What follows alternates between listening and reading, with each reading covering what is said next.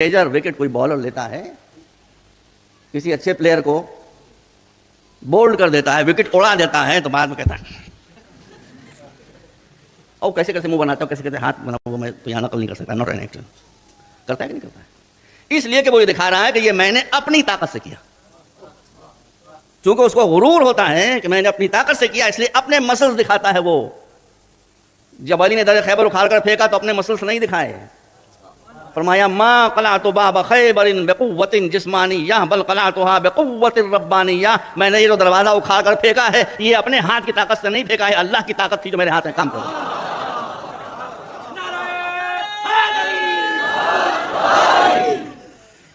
تو یہ اگر اللہ کی طاقت نہیں تھی تو کس کی طاقت تھی کہ جس دروازے کو 8 آدمی ہلا نہ سکیں اس کو ایک آدمی اکھاڑ کر اتنی دور.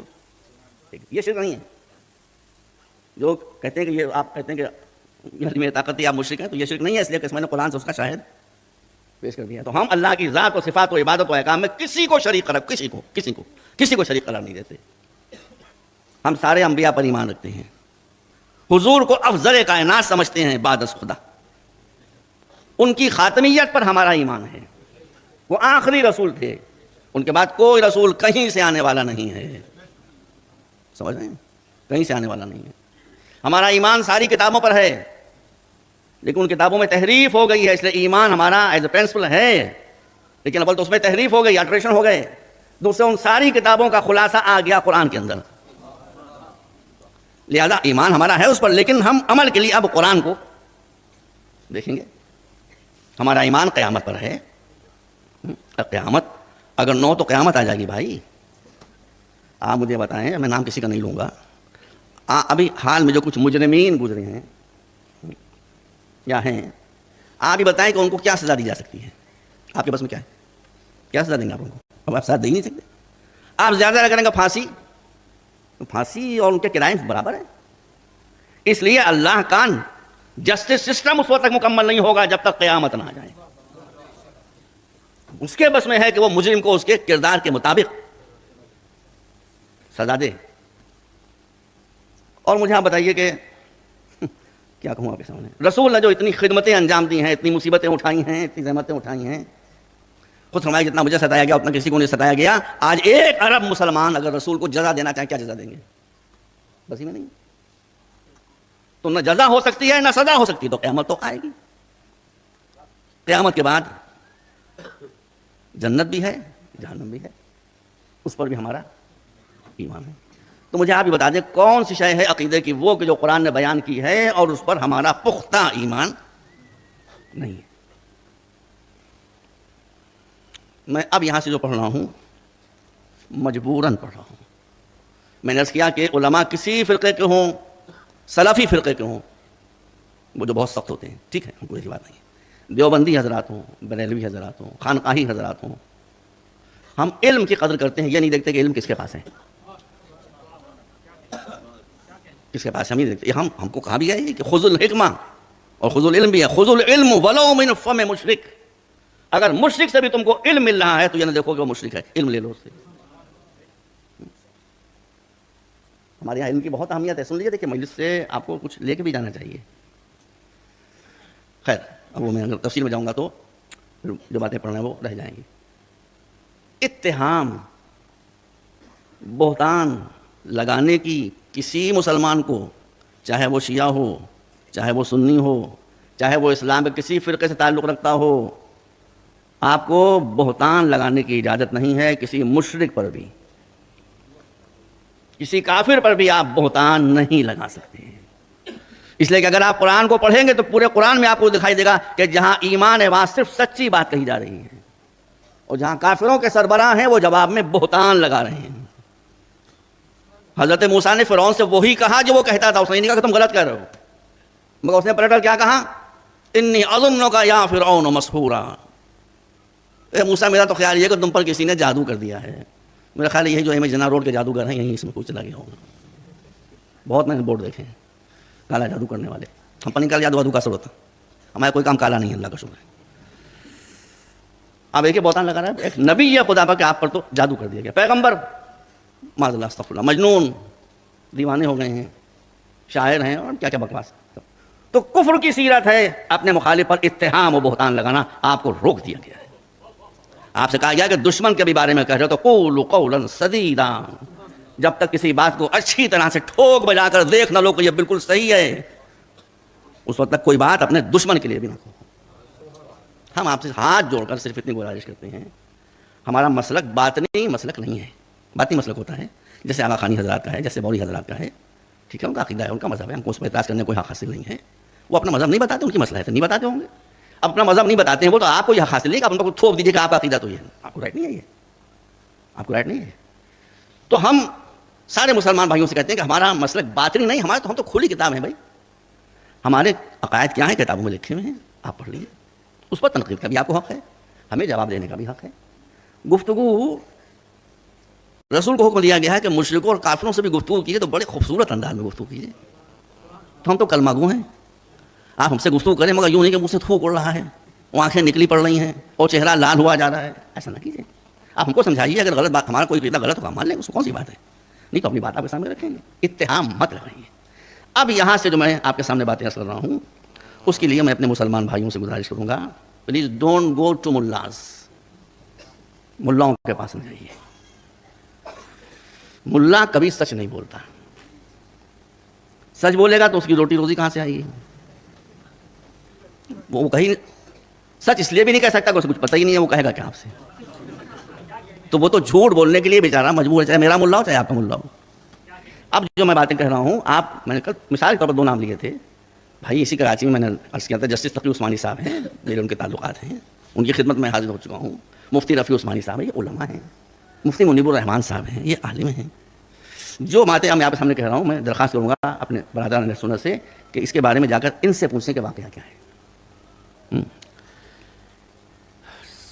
کم و بیش ایک بہت بڑی اکثریت کو یہ یقین دلا دیا گیا، میں شاید پڑھا بھی تھا آپ کے سامنے، کہ شیعہ اتنے بدتمیز ہیں، ایسے دیوانے ہیں، ایسے جاہل ہیں، ایسے بد اخلاق ہیں کہ کوئی غیر شیعہ مسلمان اگر پیاس سے تڑپتا وہ ان کے پاس جاتا ہے اور کہتا ہے بھائی تھوڑا سا پانی پلا دو، تو بڑی محبت سے اس کو لے جا کر اپنے کمرے میں بٹھاتے ہیں، تشریف رکھیں آپ، پانی لے کر ہم بھی آتے ہیں، اندر جاتے ہیں، وہاں سے گلاس پانی کا لے کر چلتے ہیں، مگر راستے میں کرتے ہیں آنکھ تھو۔ بھائی سب کو یقین ہے، بھائی میں مفتی منیب الرحمان صاحب سے گزارش کر رہا ہوں، مولانا رفیع تقی عثمانی صاحب سے گزارش کر رہا ہوں کہ کیا وہ سمجھتے ہیں کہ ہم لوگ ایسا کرتے ہیں؟ کبھی نہیں کہیں گے وہ۔ وَيَقُولُ قَوْلًا سَدِيدًا، میں ان کے وسیلے سے اپنے بھائیوں کو یقین دلانا چاہتا ہوں کہ 1500 برس کے اندر، 1500 برس کی تاریخ میں ایک شیعہ نے آج تک ایسی حرکت نہیں کی ہے، نہ صبح قیامت تک کرے گا، اس کا میں ذمہ دار ہوں۔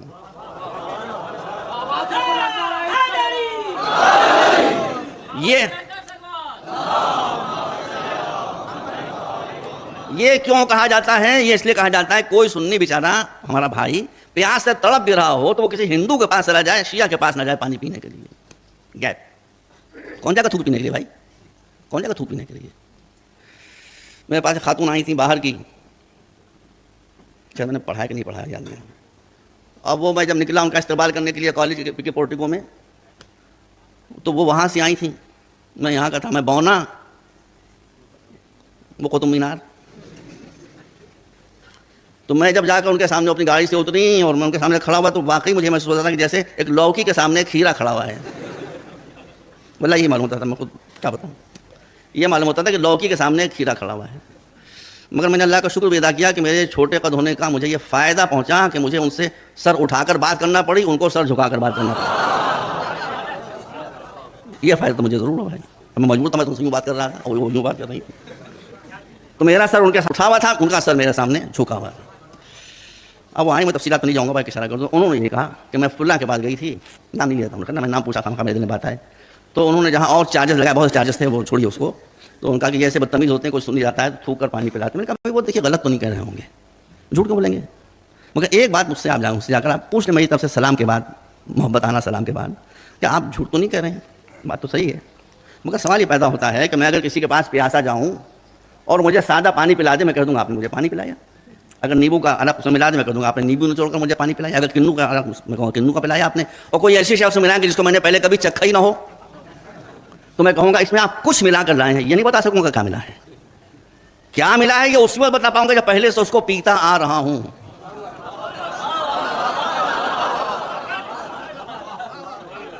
تو ہم اگر آپ کو تھوک پلاتے ہیں تو آپ نے پہچانا کیسے کہ اس میں تھوک ملا ہوا ہے اگر پہلے سے آپ تھوک پیتے ہوئے نہیں آ رہے تھے؟ یہ اپنے بھائیوں سے نہیں کہہ رہا ہوں، تو میں نے اس ملا سے کلوایا تھا، خالی صرف اس ملا سے کلو، باقی کچھ نہیں۔ یہ بے خطا لوگ ان کی کیا تھا، اتہام مت لگائیے۔ اب وہ اتہاموں کی تو ایک لمبی لسٹ ہے۔ غدیر سے متعلق تمام مسلمان بھائیوں سے، میرے بھائی ہیں، آپ جا کر کسی عالم سے پوچھئے کہ وہ گندی سندی باتیں جو غدیر سے متعلق کہی جاتی ہیں کیا اس میں واقعیت ہے؟ کبھی نہیں کہیں گے۔ یہ کیوں ہے؟ یہ اس لیے کہ غدیر وہ چشمہ ہے کہ جہاں آ کر ہر ایک کے ولایتی ہونے کا امکان ہو جاتا ہے، تو ان کا اس چشمے ہی تک نہ آنے دو، اتنی گندی گندی باتیں منسوخ کر دو کہ آدمی اس بات کو سننے کے لیے تیار ہی نہ ہو۔ یہ کہا جاتا ہے، کل بھی میں نے عرض کیا تھا کہ یہ گھوڑے کی پوجا کرتے ہیں۔ میں نے کہا بھائی ہم تو اللہ کے علاوہ کسی کی پوجا نہیں کرتے، رسول کی پوجا نہیں کرتے، گھوڑے کی پوجا کیا کریں گے بھائی؟ ہاں کل میں نے عرض کیا تھا، میں دیکھیں ہم قرآن سے تو ہٹتے نہیں ہیں۔ اگر ایک جانور کسی ولی خدا کی خدمت کرتا ہے، انبیاء کو جانے دیجیے، مرسلین کو جانے دیجیے، ولی خدا کی خدمت کرتا ہے تو اللہ اس کو بھی سرٹیفکیٹ آف آنر دیتا ہے، وہ دیتا ہے۔ اسلامی شریعت کے اعتبار سے کتا نجس ہے۔ اب سورہ کہف پڑھیے، یہ سب آپ لوگ غور تو کرتے ہی نہیں قرآن میں، میں بھی نہیں کرتا۔ یہ کتے میں یہ سینس ہوتا ہے، جیسے آپ پھول کو سونگ کے بتا دیں کہ یہ گلاب کا پھول ہے اور یہ چمیلی کا پھول ہے اور یہ بیلے کا پھول ہے اور یہ فلاں ترکاری ہے اور یہ فلاں طرح، ویسی کتے میں بھائی یہ معلوم ہو گیا ہے، زولوجی بتاتی ہے کہ یہ سینس ہوتا ہے کہ وہ اچھے برے آدمی کو پہچان لیتا ہے سونگ کر۔ تاریخ اسلام میں دونوں مثالیں موجود ہیں، پوچھ لیے کسی زولوجی کے ایکسپرٹ سے کہ میں غلط تو نہیں کر رہا ہوں۔ کتے میں یہ سینس ہوتا ہے کہ وہ سونگ کر سمجھ لیتا ہے کہ یہ آدمی اچھا ہے یا برا ہے، اس کے خیالات فاسد ہیں کہ صحیح ہیں، یہ کسی بیمار کو دوا پلانے جا رہا ہے یا کسی بے خطا سے لڑنے کے لیے جا رہا ہے، وہ سونگ کر سمجھ لیتا ہے۔ دونوں مثالیں آپ کے سامنے موجود ہیں۔